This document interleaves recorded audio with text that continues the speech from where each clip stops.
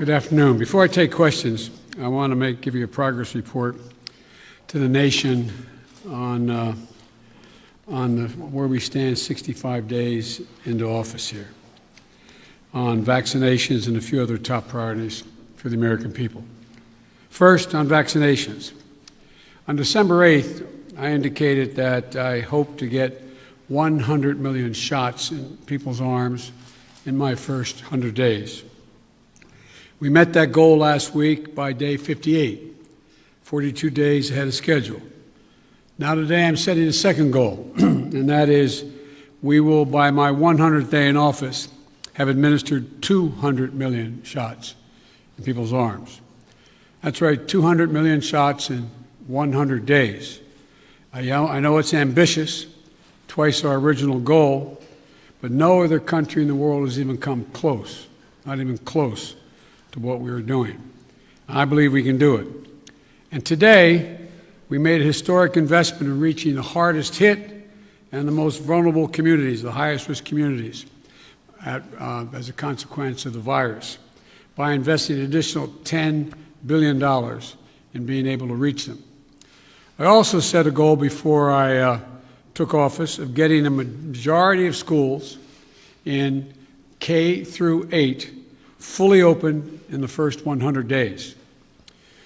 Now, thanks to the enormous amount of work done by our administration, educators, parents, local, state education officials, and leaders, recent Department of Education survey shows that nearly half of the K through 8 schools are open now full-time, 5 days a week for in-person learning.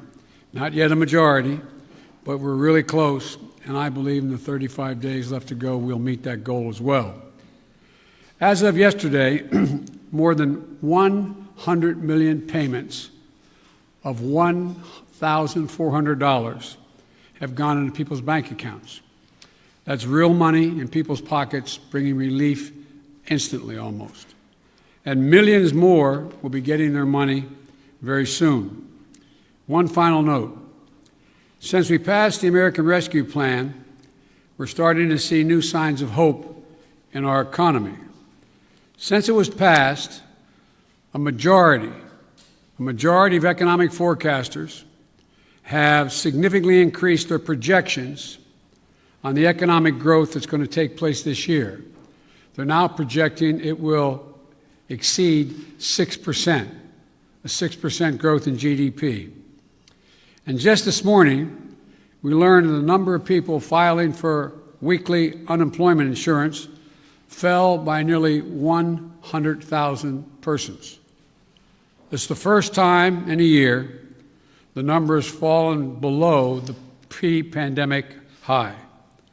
So there are still too many Americans out of work, too many families hurting, and they still have a lot of work to do. But I can say to you, the American people, help is here and hope is on the way. Now I'll be happy to take your questions. Zeke, the Associated Press. Thank you, Mr. President. You mentioned your progress on COVID-19. I'd like to ask you about some of the other issues facing your presidency. One of the defining challenges you face in the coming months is how to deliver on your promise to Americans on issues like immigration reform, gun control, voting rights, climate change. All of those right now are facing stiff, united opposition from Republicans on Capitol Hill. How far are you willing to go to achieve those promises that you made to the American people? Well, I'm good. Look, when I took office, I decided that it was a fairly basic, simple proposition, and that is I got elected to solve problems. And the most urgent problem facing the American people, I stated from the outset, was COVID-19 and the economic dislocation for millions and millions of Americans. And so that's why I put all my focus in the beginning. There are a lot of problems, but all my focus on dealing with those particular problems. And the other problems we're talking about, from immigration to guns and the other things you mentioned, are long-term problems. They've been around a long time. And what we're going to be able to do, God willing, is now begin one at a time to focus on those as well. And whether it's immigration or guns or a number of other problems that face the country.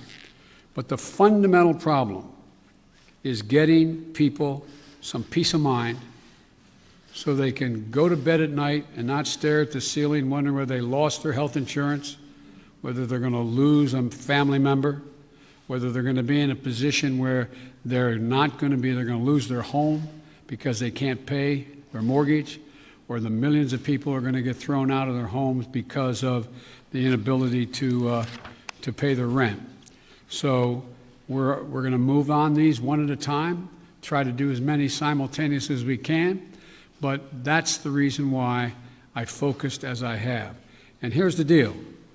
I think my Republican colleagues are going to have to determine whether or not we want to work together, or they'll decide that the way in which they want to proceed is to just decide to divide the country, continue the politics of division. But I'm not going to do that. I'm just going to move forward and take these things as they come. And just to follow up, Mr. President, can your presidency be a success if you can't make progress on those four challenges: climate change, immigration reform, gun control, voting rights? Well, I plan on making progress on all of them, but that's going to be for the American people to decide. I think, I doubt whether, maybe you did, maybe others did. I thought, many of you thought there was no possibility of my getting the plan I got passed without any Republican votes. Pretty big deal. Got passed. Growing the economy. People's lives are changing. So let's see what happens. All I know, I've been hired to solve problems, not create division. Okay, how about Yamiche? Thanks so much, Mr. President. You've said over and over again that immigrants shouldn't come to this country right now. This isn't the time to come. That message is not being received. Instead, the perception of you that got you elected as a moral, decent man is the reason why a lot of immigrants are coming to this country and entrusting you with unaccompanied minors. How do you resolve that tension? And how are you choosing which families can stay and which can go, given the fact that even though with Title 42, there are some families that are staying? And is there a timeline for when we won't be seeing these overcrowded facilities run by CPB when it comes to unaccompanied minors? Well, look, I guess I should be flattered. People are coming because I'm the nice guy. That's the reason why it's happening. That I'm a decent man, or however it's phrased. That's why they're coming, because Biden's a good guy. Truth of the matter is, nothing has changed. As many people came, 28% increase in children to the border in my administration, 31% in the last year in 2019 before the pandemic in the Trump administration. It happens every single solitary year. There is a significant increase in the number of people coming to the border in the winter months of January, February, March. It happens every year. In addition to that, there is and by the way, does anybody suggest that there was a 31% increase under Trump because he was a nice guy and he was doing good things at the border? That's not the reason they're coming. The reason they're coming is that it's the time they can travel with the least likelihood of dying on the way because of the heat in the desert, number one. Number two, they're coming because of the circumstances in country. The way to deal with this problem, and I started to deal with it back when I was a United States Vice President, putting together a bipartisan plan of over $700 million to do with the root causes of why people are leaving. What did Trump do? He eliminated that funding. He didn't use it. He didn't do it.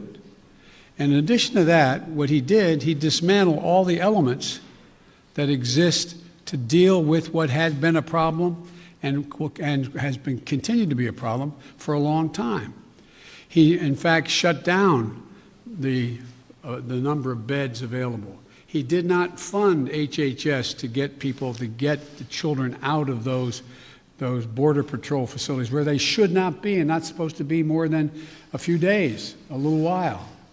But he dismantled all of that. And so what we're doing now is attempting to rebuild the system that can accommodate what is happening today. And I'd like to think it's because I'm a nice guy, but it's not. It's because of what's happened every year. Let me say one other thing on this. If you take a look at the number of people who are coming, the vast majority, the overwhelming majority of people coming to the border and crossing are being sent back. Thousands, tens of thousands of people who are over 18 years of age and single people, one at a time coming, have been sent back, sent home. We're sending back the vast majority of the families that are coming. We're trying to work out now with Mexico their willingness to take more of those families back. But that's what's happening. They're not getting across the border. And those who are coming across the border who are unaccompanied children, we're moving rapidly to try to put in place what was dismantled, as I said. For example, of all the children who are coming across the border, over 70% are either 16 or 17 years old. We're not talking about people ripping babies from mother's arms or little 3-year-olds standing on the border. Less than, I think it's 1.5% fall in the category of the very young. So what we're doing is we're providing for the space, again, to be able to get these kids out of the Border Patrol facilities, which no one should be in any longer than 72 hours. And today, I went to, for example, I used all the resources available to me, went to the Defense Department, and the Secretary of Defense has just made available Fort Bliss, 5,000 beds. Be immediately available, 5,000 beds in the Texas border. So we're building back up the capacity that should have been maintained and built upon, that Trump dismantled. It's going to take time. And the other thing we're doing, I might add, am I giving you too long an answer? Because if you don't want the detail. No, but I mean, I don't know how much detail you want about immigration. Maybe I'll stop there and finish. My follow-up question is, one, if you could talk a little bit about which families, why they're being allowed to stay, what the families that are being allowed to stay, why they're being allowed to stay. And in addition to that, when it comes to the filibuster, which is what Zeke was asking about, there's immigration is a big issue, of course, when it related to the filibuster, but there's also Republicans who are passing bill after bill trying to restrict voting rights. Chuck Schumer is calling it an existential threat to democracy. Why not back a filibuster rule that at least gets around issues including voting rights or immigration? Jim Clyburn, someone, of course, who you know very well, has backed the idea of a filibuster rule when it comes to civil rights and voting rights. Well, look, I'm going to deal with all of those problems. The question is the priorities as they come and land on my plate. Let's go to the first question you asked, the first of the second questions you asked, and that is, what about dealing with families? Why are not some not going back? Because Mexico is refusing to take them back. They're saying they won't take them back, not all of them. We're in negotiations with the president of Mexico. I think we're going to see that change. They should all be going back, all be going back. The only people we're not going to let sitting there on the other side of the Rio Grande by themselves with no help are children. And what we're doing there, and it's an important point to understand. I know you understand it. I don't mean to say it that way. An important point to focus on. The vast majority of people under the age of 18 come to the United States come with a telephone number on a wristband, or come with a telephone number in their pocket in the United States. A mother, a father, a close relative, a grandmama or grandpa. What was happening before is it's taking literally weeks and weeks and maybe even months before anybody pick up the phone and call to see if there really was someone there. Well, we've set up a system now where within 24 hours there's a phone call made as that child crosses the border. And then a verification system being put in place as of today to determine quickly whether or not that is a trafficker being called or that is actually a mom, a dad, and/or a close relative. They're establishing that right off the bat. If it in fact is mom or dad, dad says, to take the extreme case, I got a birth certificate. Then guess what? We're getting that kid directly to that parent immediately. And so that's going to reduce significantly. There's two ways to reduce child populations in circumstances that are not acceptable, like being held at a Border Patrol station. One is to get them to the place where they have a relative and set a date as to when a hearing can be held. The second way to do it is put them in a Health and Human Services facility that we're occupying now, both licensed beds around the country that exist, as well as, for example, federal resources like Fort Bliss, to get them safely in a place where they can be taken care of while their fate is determined. Filibuster. So filibuster.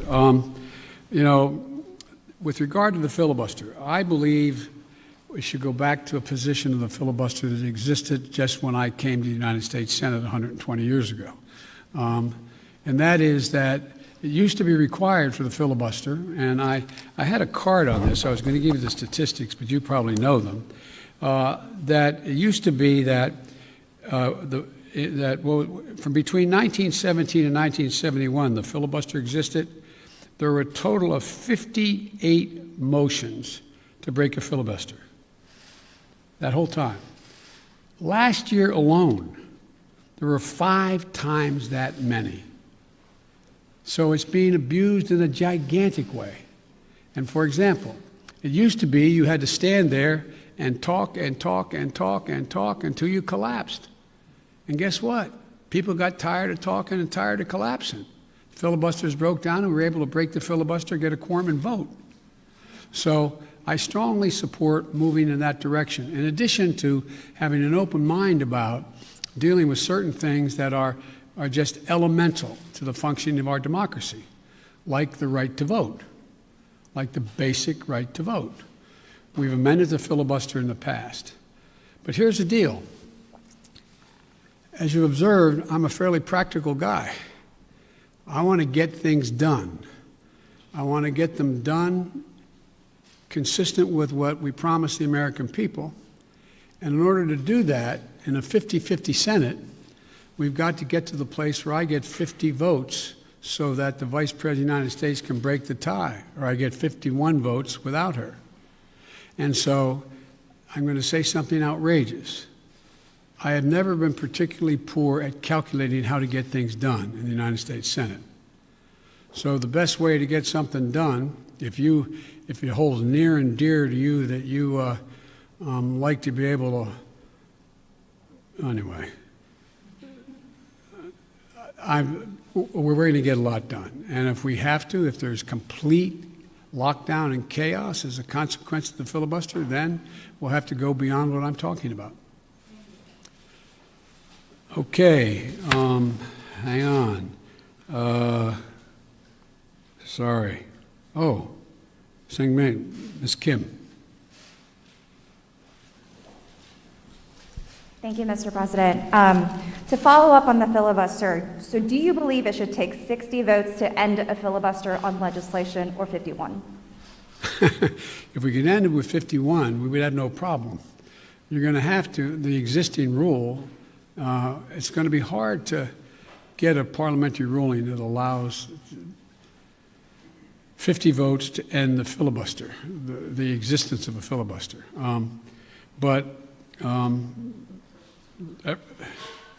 It's not my expertise in what the parliamentary rules and how to get there are, but our preoccupation with the filibuster is totally legitimate. But in the meantime, we got a lot we can do while we're talking about what we're going to do about the filibuster. Let me get here. Okay. Cecilia Vega. I'd like to circle back to immigration, please. You just listed the reasons that people are coming, talking about in-country problems, saying that it happens every year. You blamed the last administration. Sir, I just got back last night from a reporting trip to the border. where I met 9-year-old Josel, who walked here from Honduras by himself, along with another little boy. He had that phone number Astounding. on him, and we were able to call his family. His mother says that she sent her son to this country because she believes that you are not deporting unaccompanied minors like her son. That's why she sent him alone from Honduras. So, sir, you blame the last administration, but is your messaging in saying that these children are and will be allowed to stay in this country and work their way through this process, encouraging families like Josel's to come? Well, look,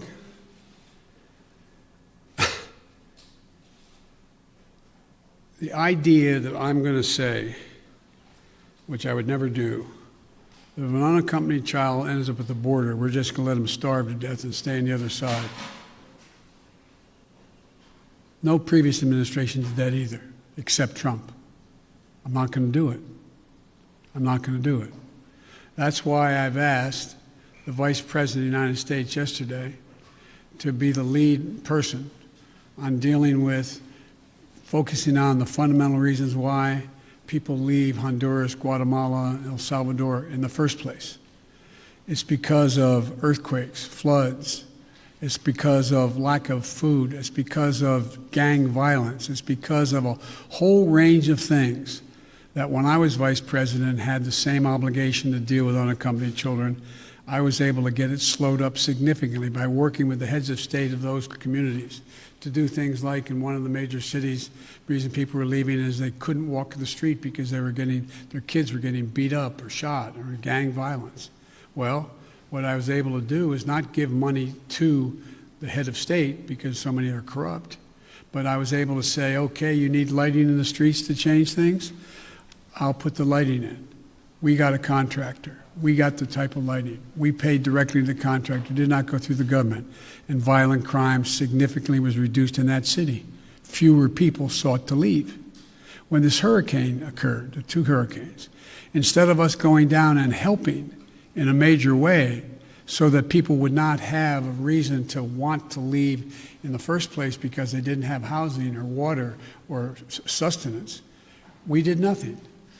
We're going to do a lot in our administration. We're going to be spending that $700+ million a year to change the life and circumstances of why people leave in the first place.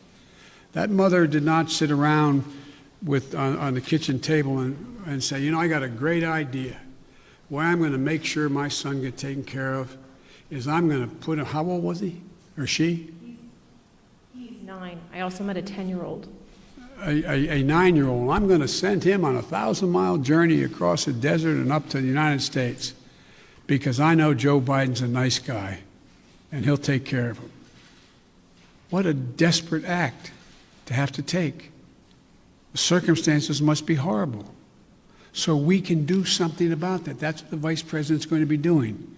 What I did when President Obama asked me to come and deal. I was in Turkey at the time. He said, you got to come home and take care of this.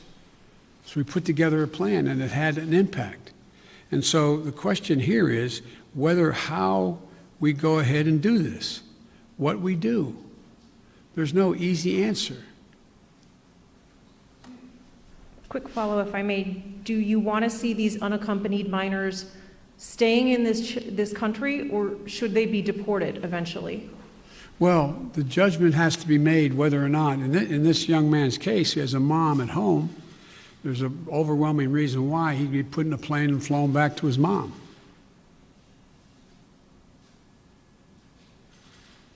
Follow, sir. You mentioned circumstances that must be horrific.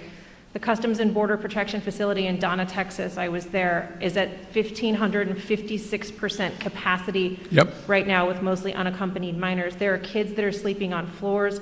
They are packed into these pods. I've spoken to lawyers who say that some of these children have not seen the sun in days. What's your reaction? What is your reaction to these images that have come out from that particular facility? Is what's happening inside acceptable to you? And when is this going to be fixed? That's a serious question, right? Is it acceptable to me? Come on. That's why we're going to be moving 1,000 of those kids out quickly. That's why I got Fort Bliss opened up. That's why I've been working from the moment this started to happen to try to find additional access for children to be able to safely, not just children, but particularly children, to be able to safely be housed while we follow through on the rest of what's happening. That is totally unacceptable.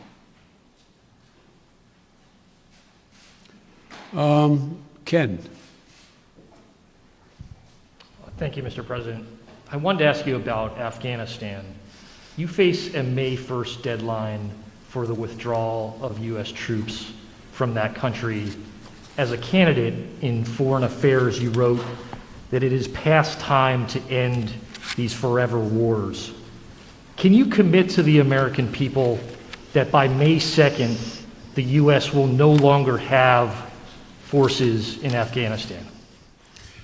The answer is that it's going to be hard to meet the May 1 deadline.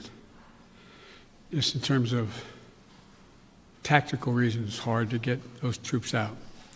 So what we've been doing, what I've been doing, and what Secretary Blinken has been doing, we've been meeting with our allies, those other nations that have NATO allies who have troops in Afghanistan as well. And if we leave, we're going to do so in a safe and orderly way. We're in consultation, I say, with our allies and partners and how to proceed. And Secretary Blinken is meeting in Brussels this week with our NATO allies, particularly those who have forces there. And General Austin is just met with Kayani, and I'm waiting for the briefing on that. He is the leader, quote, in Afghanistan and Kabul. And there's a UN-led process that's beginning shortly on how to mechanically get people, how to end this war. But it is not my intention to stay there for a long time. But the question is, how and in what circumstances do we meet that agreement that was made by President Trump to leave under a deal that looks like it's not being able to be worked out to begin with? How's that done? But we are not staying a long time. You just said if we leave. Do you think it's possible that We will leave. The question is when we leave. Do you believe, though, it's possible we could have troops there next year? I can't picture that being the case.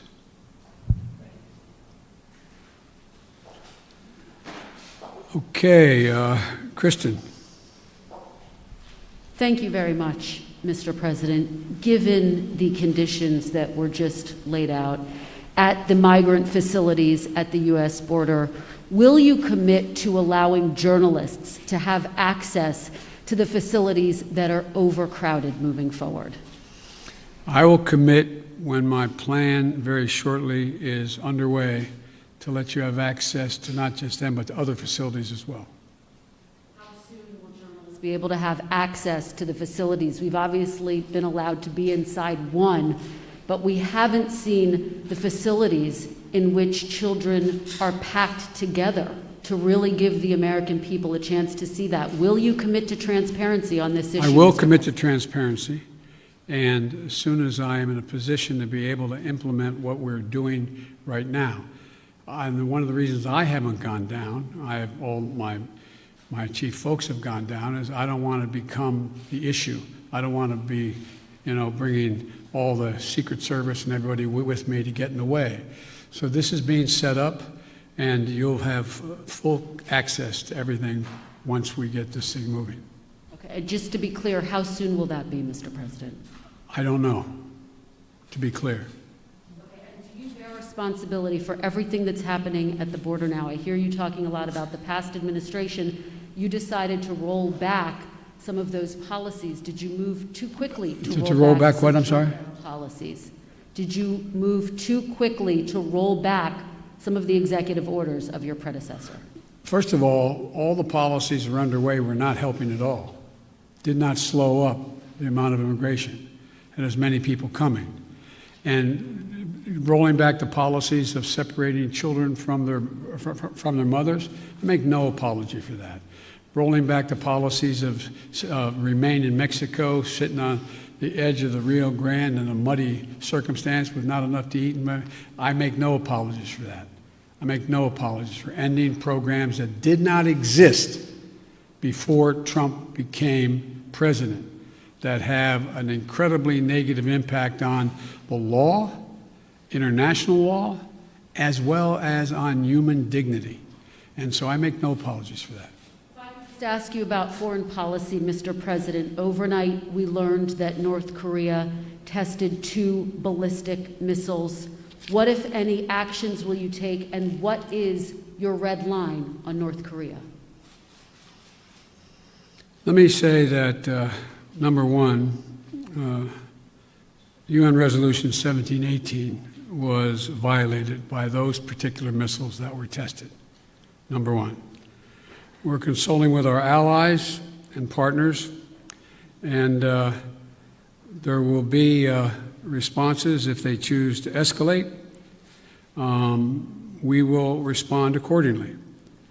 But I'm also prepared for some form of diplomacy, but it has to be conditioned upon the end result of denuclearization. So that's what we're doing right now, consulting with our allies. Just very quick follow-up. You only got another hour now, okay? Diplomacy, can you define what you mean? And former President Obama warned the incoming President Trump that North Korea was the top foreign policy issue that he was watching. Is that how you assess the crisis in North Korea? Yes. Okay, hang on a second here. Kristen, Nancy, CBS. Thank you very much, Mr. President. I want to go back to voting rights. And as Yamiche mentioned, Republican legislatures across the country are working to pass bills that would restrict voting, particularly Democrats fear impacting minority voters and young voters, the very people who helped to get you elected in November. Are you worried that if you don't manage to pass voting rights legislation, that your party is going to lose seats and possibly lose control of the House and the Senate in 2022? What I'm worried about is how un-American this whole initiative is. It's sick. It's sick. Deciding in some states that you cannot bring water to people standing in line, waiting to vote. Deciding that you're going to end voting at 5 o'clock when working people are just getting off work. Deciding that there will be no absentee ballots under the most rigid circumstances. It's all designed, and I'm going to spend my time doing 3 things. 1, trying to figure out how to pass the legislation passed by the House, number 1. Number 2, educating the American public. The Republican voters I know find this despicable. Republican voters, the folks out outside this White House. I'm not talking about the elected officials. I'm talking about voters. And so I'm convinced that we'll be able to stop this because it is the most pernicious thing. This makes Jim Crow look like Jim Eagle. I mean, this is gigantic, what they're trying to do. And it cannot be sustained. And do everything in my power, along with my friends in the House and the Senate, to keep that from becoming the law. Is there anything else you can do about it besides passing legislation? The answer is yes, but I'm not going to lay out a strategy in front of the whole world and you now. Then, on a related note, have you decided whether you are going to run for re-election in 2024? You haven't set up a re-election campaign yet, as your predecessor had by this time. My predecessor needed to. My predecessor. Oh, God, I miss him. No, the answer is yes. My plan is to run for re-election. That's my expectation. On one other note, on bipartisanship, your old friend, Mitch McConnell, says you have only spoken to each other once since you took office, and that you have moved far left since taking office.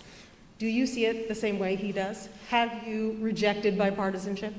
No, I haven't at all. I've been meeting When's the last time a president invited the opposite party down at least a half a dozen times to talk about issues, everything from how we work? We're working with a group of 20 members of the Senate right now and House on how we reestablish our ability to make computer chips, and how we get ahead of the game, how we can work together. We're working together on a bunch of things. But look, I know Mitch well. Mitch knows me well. I would expect Mitch to say exactly what he said. But this is a matter of making sure that I would like elected Republican support. But what I know I have now is I have electoral support from Republican voters. Republican voters agree with what I'm doing. And so unless Mitch says the last thing I did, this last piece of legislation, is so far left, well, then he ought to take a look at his party. Over 50% of them must be over that edge as well, because they support what I did. Okay, where am I here? Let me see. Caitlin? Thank you very much, Mr. President. I have a question for you, but first, I'd like to follow up on a question from Yamiche, and that's on the filibuster. That counts as a question, but go ahead. Okay, I'll make it quick. It's a quick question. Regarding the filibuster, at John Lewis's funeral, President Barack Obama said he believed the filibuster was a relic of the Jim Crow era. Do you agree? Yes. If not, why not abolish it if it's a relic of the Jim Crow era?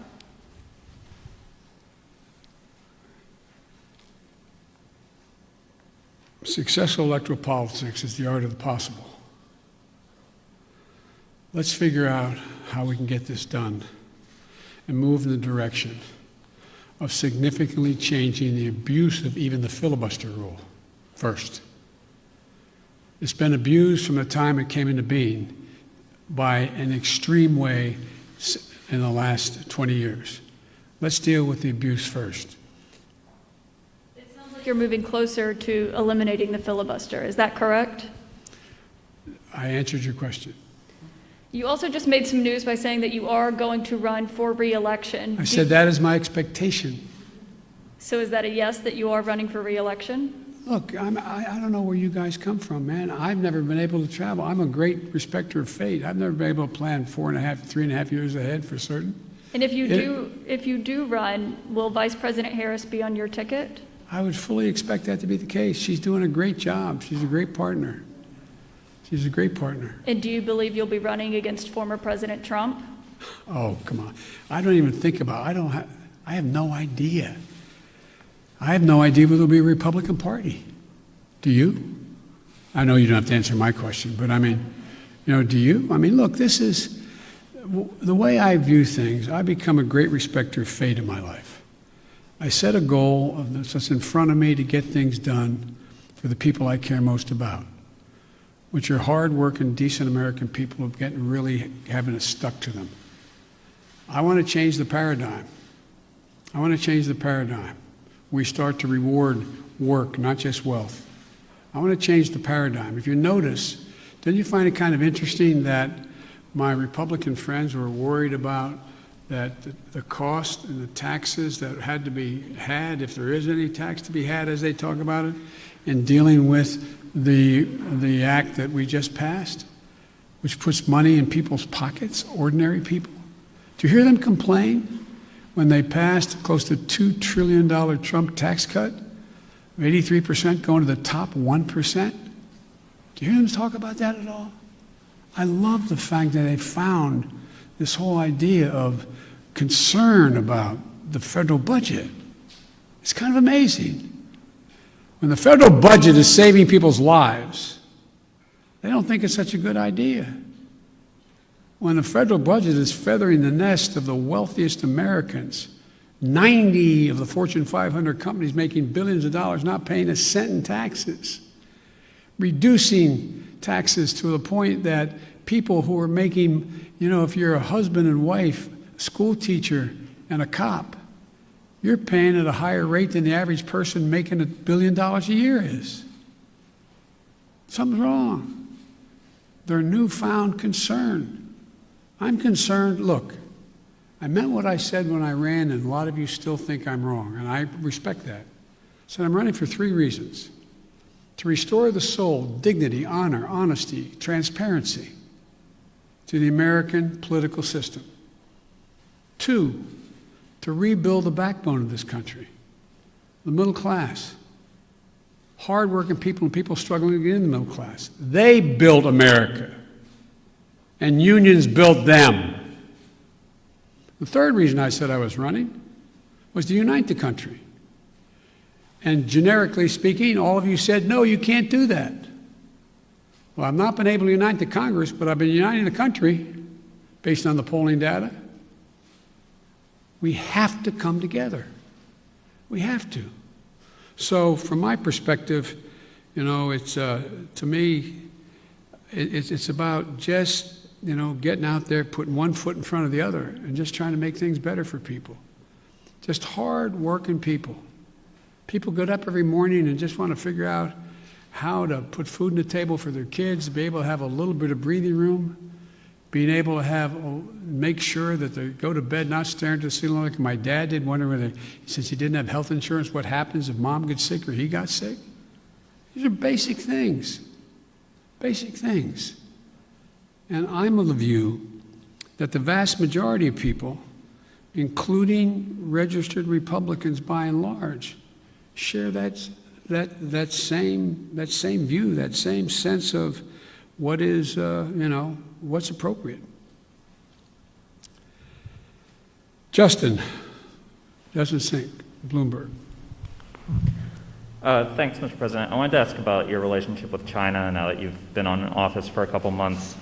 There's obviously the meeting in Alaska that was a little theatrical, and there's the continued human rights abuses. So today, I'm wondering, are you more likely than you were when you came into office to maintain tariffs on China? Are you considering banning imports of forced labor products? And would you consider cutting off U.S. investment or Chinese access to international payment systems? Well, look, they're each specifically legitimate questions, but they only touch a smidgen of what the relationship with China really is about. I've known Xi Jinping for a long time. Allegedly, by the time I left office as vice president, I had spent more time with Xi Jinping than any world leader had, because President Obama and the Chinese President Hu decided we should get to know one another, since it was inappropriate for the President of the United States to spend time with the Vice President of another country. But it was obvious he was going to become the new leader of China. So I spent hours upon hours with him alone with an interpreter, my interpreter and his, going into great detail. He's very, very straightforward. Doesn't have a democratic with a small d bone in his body, but he's a smart guy. He's one of the guys like Putin who thinks that autocracy is the wave of the future. Democracy can't function in an ever complex world. So when I was elected and he called to congratulate me, I think to the surprise of the China experts who were his people on the call as well as mine listening, we had a 2-hour conversation for 2 hours. And we made several things clear to one another. I made it clear to him again, what I've told him in person on several occasions, that we're not looking for confrontation, although we know there will be steep competition. 2, that we'll have strong competition, but we'll insist that China play by the international rules. Fair competition. Fair practices, fair trade. Thirdly, in order to compete effectively, I indicated that we're going to deal with China effectively. And we're going to need 3 things to do that, telling our people. First, we're going to invest in American workers and American science. I said that all through the campaign. I say it again, and I'm setting up my administration to be able to do that, which is that, you know, back in the 60s, we used to invest a little over 2% of our entire GDP in pure research and investment in science. Today, it's 0.7%. I'm going to change that. We're going to change that. The future lies in who can, in fact, own the future as it relates to technology, quantum computing, a whole range of things, including in the medical fields. And so, what I'm going to do is make sure we invest closer to 2%. One of the reasons why I've set up the PAB, the President's Board with Scientists and the like, again, is we're going to invest in medical research, cancer, Alzheimer's, diabetes, the things, industries of the future, artificial intelligence, quantum computing, biotech, and we're going to make real investments. China is out investing us by a long shot because their plan is to own that future. The second thing we're going to do is we're going to reestablish our alliances, and I've been very clear with them. It's not anti-Chinese, and we've talked about it. I want to make sure that, for example, later today, after this, as a matter of fact, shortly after this, which is fine, we've been going close to an hour. I'm happy to go longer, but one of the things that I'm going to be doing, I'm going to be speaking with 27 heads of state in Europe. And very shortly, I think within the next hour or so, I don't know the exact time. And earlier this month, and apparently it got the Chinese attention, that's not why I did it, I met with our allies and how we're going to hold China accountable in the region. Australia, India, Japan, and the United States, the so-called Quad. Because we have to have democracies working together. Before too long, I'm going to invite an alliance of democracies to come here to discuss the future. And so we're going to make it clear that in order to deal with these things, we are going to hold China accountable to follow the rules. To follow the rules. Whether it relates to the South China Sea or the North China Sea or the agreement made on Taiwan or a whole range of other things. And the third thing, and the thing that I admire about dealing with Xi is he understands, he makes no pretense about not understanding what I'm saying any more than I do him. I pointed out to him, no leader can be sustained in his position or her position unless they represent the values of the country. And I said, Mr. President, as I've told you before, Americans value the notion of freedom. America values human rights. We don't always live up to our expectations, but there's a value system. We are founded on that principle. And as long as you and your country continues to so blatantly violate human rights, we are going to continue in an unrelenting way to call to the attention of the world and make it clear what's happening. And he understood that. I made it clear that no American president, at least one did, but no American president ever backed down from speaking out of what's happening in the Uyghurs, what's happening in Hong Kong, what's happening in country. That's who we are. The moment a president walks away from that, as the last one did, is the moment we begin to lose our legitimacy around the world. It's who we are. So I see stiff competition with China. China has an overall goal, and I don't criticize them for the goal, but they have an overall goal to become the leading country in the world, the wealthiest country in the world, and the most powerful country in the world.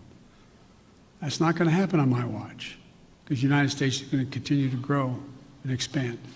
All right, just to follow up on the meeting of democracies, is that where you expect in a multilateral way to make these decisions about sanctions or No, that's not where I make the decision. That's where I make sure we're all on the same page.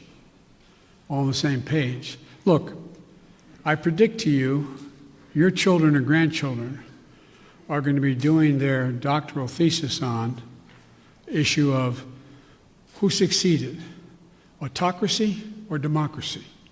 Because that is what is at stake. Not just with China. Look around the world. We're in the midst of a fourth industrial revolution. of enormous consequence. Will there be middle class? How will people adjust to these significant changes in science and technology, the environment? How will they do that? And our democracy is equipped, because all the people get to speak, to compete. It is clear, absolutely clear, and most of the scholars I dealt with at Penn agree with me around the country, that this is a battle between the utility of democracies in the 21st century and autocracies. If you notice, you don't have Russia talking about communism anymore. It's about an autocracy. Demand decisions made by a leader of a country. That's what's at stake here. We got to prove democracy works. Mr. President, sorry, I know you haven't had a chance to address the tragedies in Georgia and Colorado. You had said to stay tuned for actions that you might take on gun control. Wondering if you've made a decision either about sending the manufacturer liability bill that you had promised on day one to Capitol Hill, or executive actions like going after ghost guns or giving money to cities and states to battle gun control. All the above. It's a matter of timing. As you've all observed, successful presidents, better than me, have been successful in large part because they know how to time what they're doing, order it, decide in priorities what needs to be done. The next major initiative is, and I'll be announcing it Friday in Pittsburgh in detail, is to rebuild the infrastructure, both physical and technological infrastructure of this country, so that we can compete and create significant numbers of really good paying jobs. Really good paying jobs. And some of you who have been around long enough to know that used to be a great Republican goal and initiative. I still think the majority of the American people don't like the fact that we are now ranked, 85th in the world in infrastructure. I mean, look, the future rests on whether or not we have the best airports that can accommodate air travel, ports that you can get in and out of quickly so businesses decide. Some of you, if you're ever local reporters and you found your governor or mayor trying to attract business to your community, what's the first thing the business asked? What's the closest access to an interstate highway? How far am I from a freight rail? Is the water available? Is enough water available for me to conduct my business?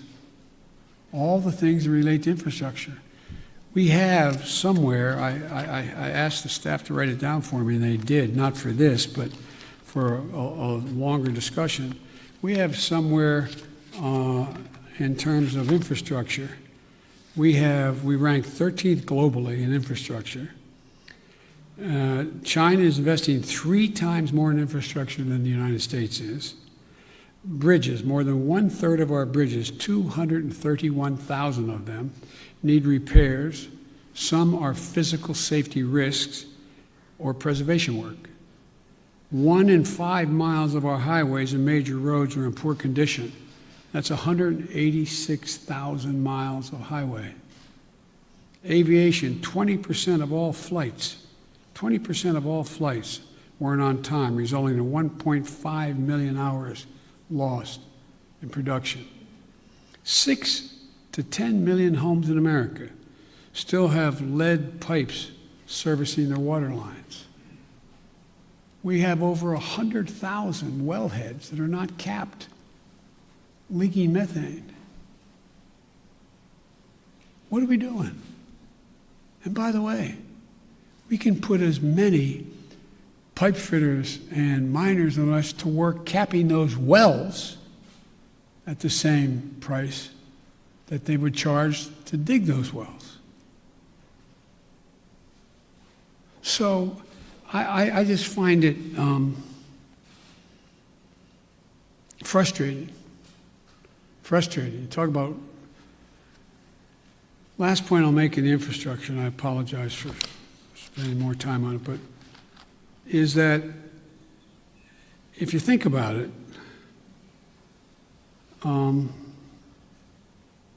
it's the place where we will be able to significantly increase American productivity, at the same time providing really good jobs for people. But we can't build back to what they used to be. We have to build, the global warming's already done significant damage. The roads that used to be above the water level didn't have to worry about where the drainage ditch was. Now you got to rebuild them 3 feet higher because it's not going to go back to what it was before. Only get worse unless we stop it. There's so much we can do. Look at all the schools in America. Most of you live in the Washington area now, but in your hometowns, I don't know where you're all from. How many schools where the kids can't drink the water out of the fountain? How many schools are still in a position where there's asbestos? How many schools in America we're sending our kids to don't have adequate ventilation? How many homes, buildings, office complexes are wasting billions of barrels of oil over time because they can't hold in the heat or the air conditioning because it leaks through the windows that are so porous in the connections? It's amazing. So there's so much we can do that's good stuff, makes people healthier, and creates good jobs. And I think that I got one more question here. And Janet from Univision. Thank you, Mr. President. We too have been reporting at the border, and just like Cecilia, we ran into a pair of siblings who came in on Monday, were detained by CBP, had the phone number for their mother who lives in the U.S. We have contacted the mother. That's the only way they know her kids are here, because CBP today, Thursday, has not contacted that mother. So when can we expect your promise of things getting better with contacting and expediting? Well, they're already getting better, but they're going to get real. They're going to a whole hell of a lot better real quick, or we're going to hear some people leaving. Okay? We can get this done. We're going to get it done. I had a long meeting with the entire team and several cabinet-level officers the other night. We're going to be moving within the next week over 100,000. I mean, 1,000 people out of the Border Patrol into safe, secure beds and facilities. We're going to significantly ramp up. We're already out there contacting everyone from getting some of the employees at HHS. There's a lot of them doing other things and move them into making those calls. We're in the process of rearranging and providing for the personnel needed to get that done. But I admire the fact that you were down there, you're making the calls yourself. It's real. The next thing that has to happen, though, as you well know, has to happen. There have to be some certitude that this is actually mom, dad, or whomever. And there's ways to do that.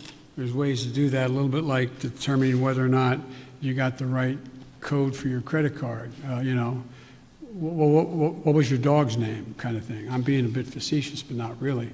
And also seeking harder data from DNA to birth certificates, which takes longer. So I want to do this as quickly, as humanly possible, and as safely as possible.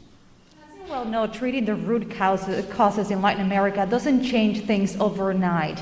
How do you realistically and physically keep these families from coming to the U.S. when things will not get better in their countries right away? Well, I can't guarantee that, but I know, that old thing, the journey of 1,000 miles starts with the first step. You know as well as I do. You cover it.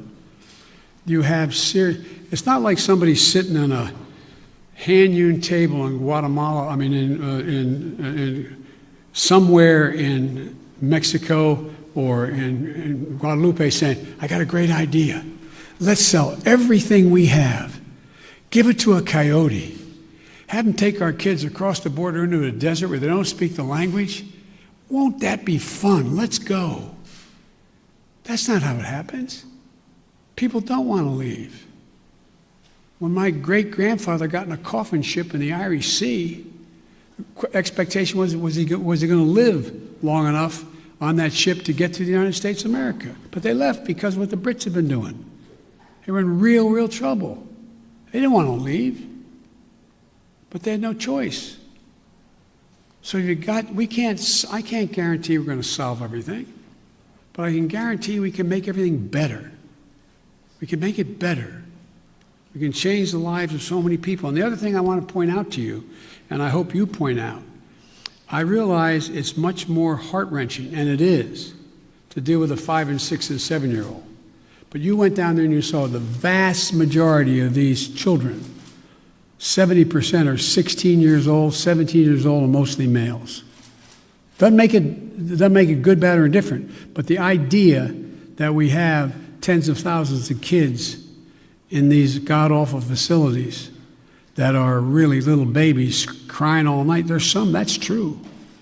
That's why we got to act. And yesterday, I asked my team, both the director of the two agencies as well as others, I asked them what would they in fact, and I asked their opinion because they're the experts, but I said, focus on the most vulnerable immediately. But there's no reason why in the next month as people cross the border, that phone call can't be made in the first 48 hours and begin. If I may ask one last question, have you had any talks with Senate Republicans who are threatening this administration with not considering the immigration legislation that was passed in the House until the situation at the border has been resolved? No, because I know they have to posture for a while. They sort of got to get it out of their system. This is